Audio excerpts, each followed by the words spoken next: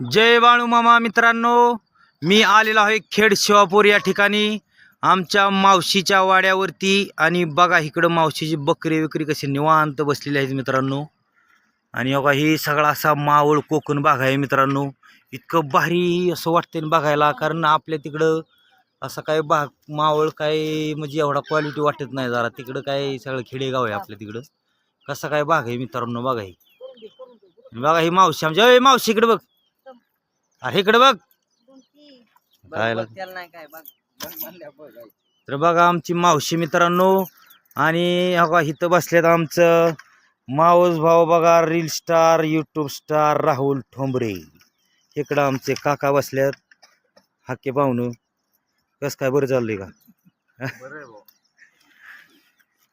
बघा मित्रांनो कस काय ही इतकं भारी वाटतंय ना सकाळ सकाळ वातावरण, आणि असं मावळातला भाग एकदम बघायला असं भारी वाटतंय।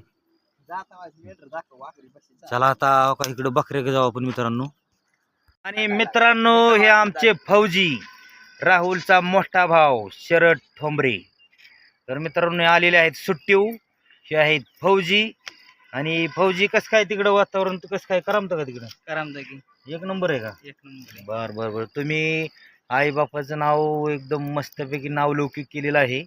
एकदम गरीब परिस्थितीतून मित्रांनो फौजी झालेत। आमचा मावस भाऊ आहे राहुलचा मोठा भाऊ शरद ठोंबरे। भाऊच्या चॅनलला फॉलो करा, युट्यूबला सबस्क्राईब करा, इंस्टाग्राम धन्यवाद। नका मित्रांनो आमच्या मावशीची बकरी म्हणजे राहुल ठोंबरे यूट्यूब चॅनेल।